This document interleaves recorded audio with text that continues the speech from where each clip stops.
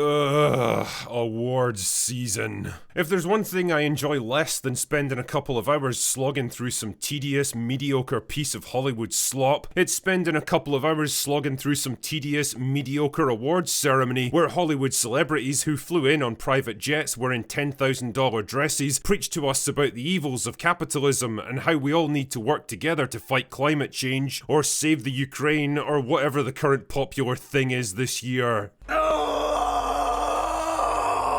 It's like your average Scottish wedding. It's boring for the most part, but there's always a chance of a fight breaking out or some drunken arsehole making a fool of themselves during their speech. Sadly though, this year it was not to be. The 2025 Oscars were notable precisely because of their lack of controversy. There were no big upsets, no shocking wins or losses, no outrageous speeches or inflammatory rhetoric. Damn man, even Mark Hamill managed to keep both his pants and his Trump derangement under control for the evening, proving that he truly must be a good actor because he can pretend not to be a crazy person for a while. Conan O'Brien, one of the few late-night talk show hosts who isn't a creepy, manipulative retard, hosted with his usual laid-back, self-deprecating style, which was just as tolerably okay as you'd expect from a guy who's been in show business longer than most of us have been alive. He delivered a few pointed jabs at his fellow celebrities and one or two at the Orange Man, but most of his jokes were pretty safe and predictable and, well, fine, I guess. I have to admit though, one of the most unintentionally hilarious moments of the night was watching Rachel Zegler waddle out on stage with Gal Gadot to present an award, looking like a small, petulant child reluctantly going clothes shopping with her mum. Honestly, putting these two together in public is like parking a Lamborghini next to a Ford Escort, and you could practically feel the hostility crackling in the air around them. The promo tour for Snow White's gonna be fucking wild, man. It's Hollywood, baby. In terms of the actual results, which I assume is why the dwindling audience still tunes in for this stuff, Anora was the big winner of the night with 5 wins, including Best Picture, Best Actress, and Best Director. And that's fine, I guess. It's a solid enough drama about a guy who falls in love with a stripper, marries her at a Vegas wedding chapel, and ultimately gets cold feet when he tries to introduce her to his family. We've all been there, bro. It's a decent little movie with strong performances, especially from Mikey Madison,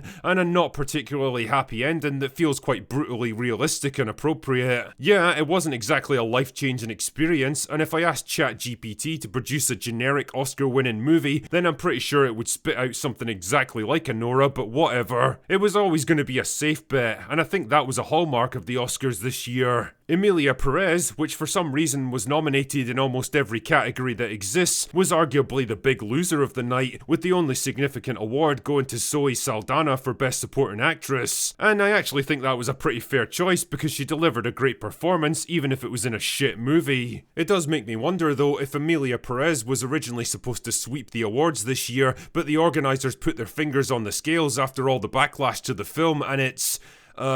star. But drinker, you suave tuxedo-wearing Hollywood legend, I hear you say. The awards are voted on by the Academy, and there's no way to influence their decision. The Brutalist, which was basically 3.5 hours of Adrian Brody being miserable, ultimately paid off for the guy and netted him a Best Actor awards. It's the story of a Jewish architect who emigrates to America after the war and helps design a new library for...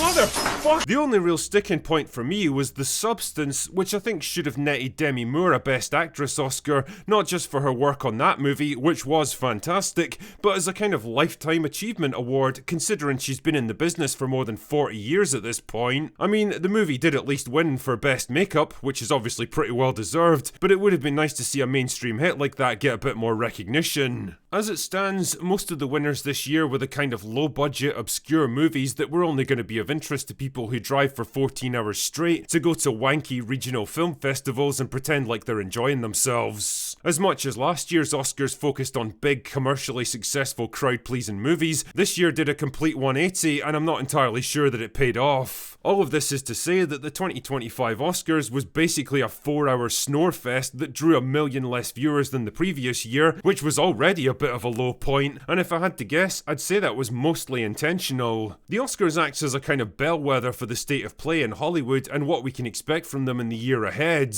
Whereas previous awards ceremonies have been filled with defiance and political posturing and big extravagant rants against the dreaded Orange Man, the attitude this year was like a man that's been bent over a table and violently humbled. This is an industry coming off a miserable year of strikes and disruption, followed by another year of disappointing flops and financial contraction, not to mention a US election that absolutely did not go the way they wanted. And if I'm right, 2025 isn't going to be much better for them. There was an almost tangible feeling of unease this year, like they were some unproductive employee that knows their boss is watching their every move and is desperate not to attract any more attention to themselves. And you know what? I'm perfectly fine with that, because they 100% deserve this. They got too big for their boots, they overestimated their own importance and cultural power, and now they're learning the hard way that they serve us, not the other way around. A few more years of this and they might just learn their place at last. In the meantime though, it's going to be interesting to see how much more irrelevant next year's Oscars becomes. It's Hollywood, baby. Anyway, that's all I've got for today. Go away now.